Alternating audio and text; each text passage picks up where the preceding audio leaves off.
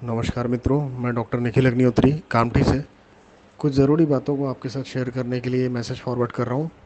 अभी मैं देख रहा हूँ, मैं खुद कोविड वार्ड में काम कर रहा हूँ। पिछले कुछ दिनों से कोविड पेशेंट्स को देख रहा हूँ। सारे पेशेंट्स का हम लोग हिस्ट्री नोट डाउन करते हैं, पेशेंट को कैसे बीमारी हुई, कैसे इन्फेक्शन हुआ, कहाँ से आया। कम्युनिटी स्प्रेड में तो बताना बहुत मुश्किल होता है इन्फेक्शन कहाँ से आ रहा है, लेकिन एक कॉमन ट्रेंड जो मैं देख रहा हूँ कि लोग जब अभी लोगों को अगर फीवर आता है, बुखार आता है, लोग अभी भी सुधरे नहीं हैं, अभी भी पुराने ढर्रे पे चल रहे हैं। बुखार आने के बाद सबसे पहले 2-3 दिन आप घरेलू नुस्खा आजमाते हैं। घरेलू नुस्खे से काम नहीं हुआ, आप पैरासीटामॉल ये वो टैबलेट लेके अपने मन से खा रहे हैं। फिर उसके बाद आप नज़दीक के डॉक्टर को दिखा रहे हैं। नज़दीक के डॉक्टर कोई दवाई देता है बुखार की, सादा सर्दी बुखार समझ के।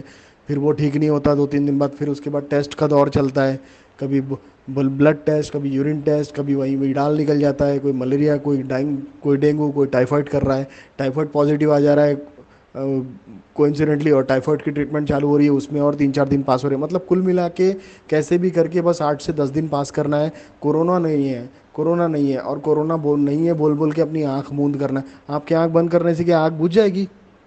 ये इतने लोग क्या बेकार में मर रहे हैं? ये आपको अभी भी आप जागे नहीं हो?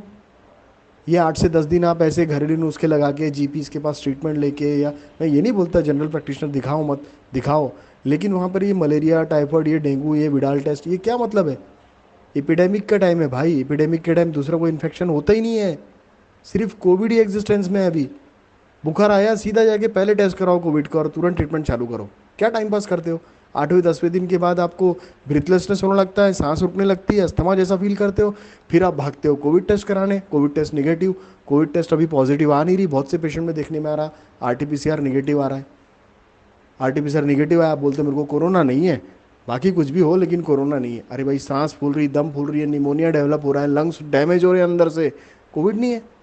आरटीपीसीआर क्या कोई ब्रह्मा की लकीर है जो बता देगा कि कोविड है नहीं है? जो लंग पैथोलॉजी हो रही है अंदर में, एचआरसीटी जो चेस्ट बता रहा है कि 7%, 10%, 12%, 15%, 18-20% का स्कोर जो जा रहा है, वो ऐसे ही जा रहा है। लोगों की डेथ हो रही है। और उस समय आप जब भागते हो ना इमरजेंसी में, उस समय आपको ना तो बेड मिलता है, ना ऑक्सीजन मिलता है, ना ट्रीटमेंट मिलता है, ना डॉक्टर मिलता है। कहाँ से होगा इतने पैनिक सिचुएशन में? पहले ऑलरेडी पैनिक मचाओ आप, और पैनिक में और खुद को और परेशान कर रहे हो।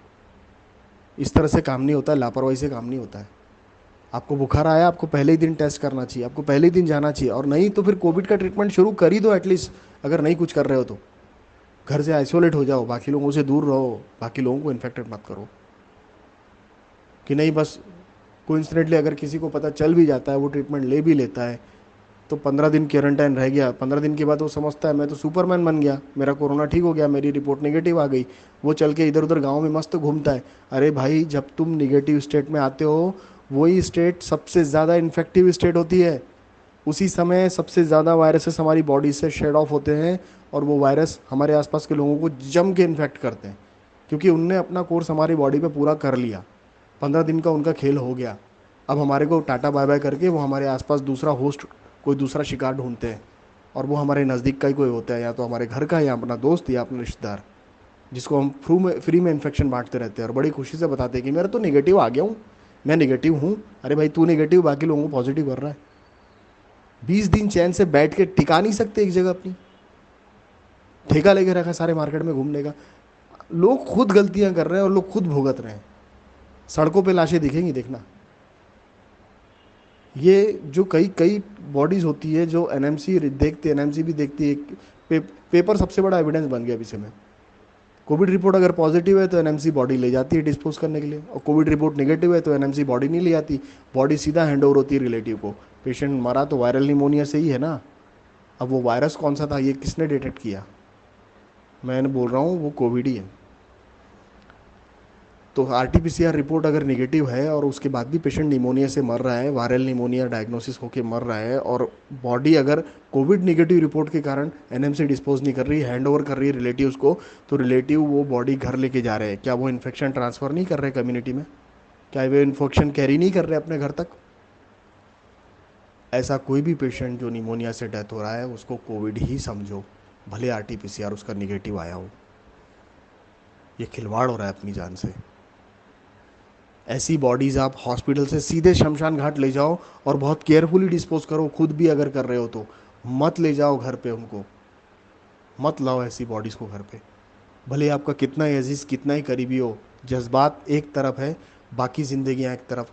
एक अगर मर गया तो उसके पीछे सारा घर नहीं मार देना पड़ता। बहुत सावधान रहने की ज़रूरत है।